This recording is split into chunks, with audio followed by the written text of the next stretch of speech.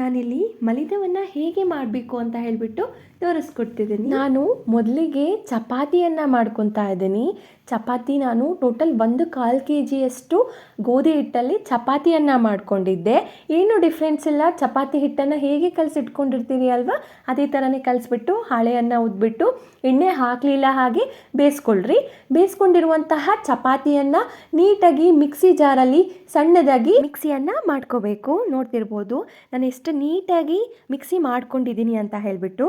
ನಾನು ಇವಾಗ ಅದೇ ಮಿಕ್ಸಿ ಜಾರಲ್ಲಿ ಚಪಾತಿ ಪುಡಿಯನ್ನು ಸ್ವಲ್ಪ, ಅದೇ ಥರನೇ ಬೆಲ್ಲದ ಪುಡಿಯನ್ನು ಸ್ವಲ್ಪ ಹಾಕ್ಕೊಂಡ್ಬಿಟ್ಟು ನೀಟಾಗಿ ಮತ್ತೆ ಗ್ರೈಂಡ್ ಮಾಡ್ಕೊತಾ ಹೋಗ್ತಾ ಇದ್ದೀನಿ. ಸೊ ಆ ಪೋರ್ಷನ್ ನಿಮಗೆ ಕಂಪ್ಲೀಟಾಗಿ ಗ್ರೈಂಡ್ ಆಗಬೇಕು. ಹಿಂಗೆ ಮಾಡೋದ್ರಿಂದ ಬೆಲ್ಲ ನೀಟಾಗಿ ಚಪಾತಿ ಪೌಡರಿಗೆ ಮಿಕ್ಸ್ ಆಗುತ್ತೆ. ನಾನು ಇಲ್ಲಿ 1/4 kg ಚಪಾತಿ ಹಿಟ್ಟಿಗೆ 1 kg ಬೆಲ್ಲವನ್ನು ಸೇರಿಸ್ಕೊಂಡಿದ್ದೀನಿ. ಅದಾದಮೇಲೆ 150 ಗ್ರಾಮಷ್ಟು ಕಡಲೆಯನ್ನು ಸೇರಿಸ್ಕೊತಾ ಇದ್ದೀನಿ. ಈ ಕಡಲೆಯನ್ನು ಸ್ವಲ್ಪ ತರ್ತರಿಯಾಗಿ ಪುಡಿ ಮಾಡ್ಕೊಂಡಿದ್ದೀನಿ. ಅದಾದಮೇಲೆ ಗಸಗಸೆಯನ್ನು 4 ಸ್ಪೂನ್ ತೊಗೊಂಡು ಅದನ್ನು ಡ್ರೈ ರೋಸ್ಟ್ ಮಾಡಿಕೊಂಡು ನಾನು ಇವಾಗ ಏನು ಕಡಲೆ ಪುಡಿಯನ್ನು ಮಾಡ್ಕೊಂಡಿದ್ದೆ ಅಲ್ವಾ, ಅದಕ್ಕೆ ಆ್ಯಡ್ ಮಾಡಿಬಿಟ್ಟು ಇನ್ನೂ ಒಂದು ಸರ್ತಿ ಹಂಗೆ ಸ್ವಲ್ಪ ಬ್ಲೆಂಡ್ ಮಾಡ್ಕೊತಾ ಇದ್ದೀನಿ.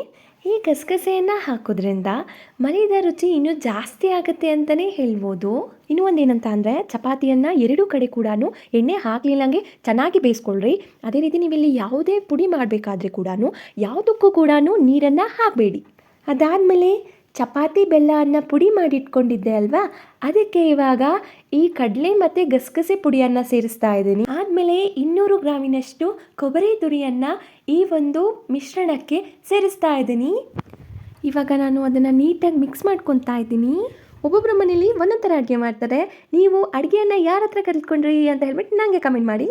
ಅದೆಲ್ಲ ನೀಟಾಗಿ ಮಿಕ್ಸ್ ಮಾಡ್ಕೊಂಡಿದ್ದಾದಮೇಲೆ 3 ಇಂಚಷ್ಟು ಒಣಶುಂಠಿ, 12 ಯಾಲಕ್ಕಿ, ಅರ್ಧ ಜಾಯಿಕಾಯಿ ಅಥವಾ ಜಾಜಕಾಯಿ ಅಂತ ಹೇಳ್ತೀವಿ ಅಲ್ವಾ, ಅದನ್ನು ನೀಟಾಗಿ ಡ್ರೈ ರೋಸ್ಟ್ ಮಾಡಿಕೊಂಡು ಅದನ್ನು ಮಿಕ್ಸಿಯಲ್ಲಿ ನೀಟಾಗಿ ಸಣ್ಣದಾಗಿ ಪುಡಿ ಮಾಡ್ಕೊಳ್ರಿ. ಪುಡಿ ಮಾಡ್ಕೊಂಡಿದ್ದಾದಮೇಲೆ ನಾನು ಆವಾಗಲೇ ಏನು ಮಲಿದದ ಮಿಕ್ಸ್ನ ರೆಡಿ ಮಾಡಿ ಇಟ್ಕೊಂಡಿದ್ದೆ ಅಲ್ವಾ, ಆ ಮಿಕ್ಸಿಗೆ ಈ ಪುಡಿಯನ್ನು ಹಾಕಿ ಇದನ್ನು ಹಾಕೋದ್ರಿಂದ ಮಲಿದ ಇನ್ನೂ ಚೆನ್ನಾಗಿ ಘಮ ಘಮ ಘಮ ಅಂತಲೇ ಹೇಳ್ತಿರುತ್ತೆ. ಹಾಗೆ ಟೇಸ್ಟ್ ಕೂಡ ತುಂಬ ಚೆನ್ನಾಗಿ ಬಂದಿರುತ್ತೆ. ನೀವಾಗಲೇ ನೋಡ್ತಿರ್ಬೋದು ಮಲಿದ ಎಷ್ಟು ಚೆನ್ನಾಗಿ ಕಾಣಿಸ್ತಾ ಇದೆ ಅಂತ ಹೇಳಿಬಿಟ್ಟು. ತುಂಬ ಉದುರುದ್ರಾಗಿ ಚೆನ್ನಾಗಿ ಬಂದಿತ್ತು. ಇದಕ್ಕೆ ತುಪ್ಪ, ಹಾಲು ಹಾಕ್ಕೊಂಡು ತಿಂತಾರೆ ನಮ್ಮ ಮನೇಲಿ. ಹಾಗೆ ನೀವು ಕೂಡ ಈ ಥರ ಸ್ವೀಟ್ ಒಂದು ಸರ್ತಿ ಟ್ರೈ ಮಾಡಿಬಿಟ್ಟು ನನಗೆ ಹೇಳಿ ಎಷ್ಟು ಚೆನ್ನಾಗಿ ಬಂದಿತ್ತು ಅಂತ ಹೇಳಿಬಿಟ್ಟು. ನಾವು ಈ ಸ್ವೀಟನ್ನು ನಮ್ಮ ಕೆಲವೊಂದು ಹಬ್ಬಗಳಿಗೆ ಮಾಡ್ತೀವಿ ಅಂತಲೇ ಹೇಳ್ಬೋದು. ಸೊ ಇದನ್ನು ನೀವು ಮನೇಲಿ ಒಂದು ಸರ್ತಿ ಮಾಡ್ಕೊಳ್ತೀನಿ. ಹಾಗೆ ಇಲ್ಲಿವರೆಗೂ ನನ್ನ ಚಾನಲ್ನ ಯಾರು ಸಬ್ಸ್ಕ್ರೈಬ್ ಮಾಡಿಲ್ವೋ ದಯವಿಟ್ಟು ಸಬ್ಸ್ಕ್ರೈಬ್ ಮಾಡಿ. ಈ ವಿಡಿಯೋ ಏನಾದರೂ ಇಷ್ಟ ಆಗಿದ್ರೆ ಲೈಕ್ ಮಾಡಿ, ನಿಮ್ಮ ಫ್ರೆಂಡ್ಸ್ ಜೊತೆಗೆ ಶೇರ್ ಮಾಡಿ, ಅದೇ ರೀತಿ ಕಮೆಂಟ್ ಮಾಡಿ. Do follow me for more.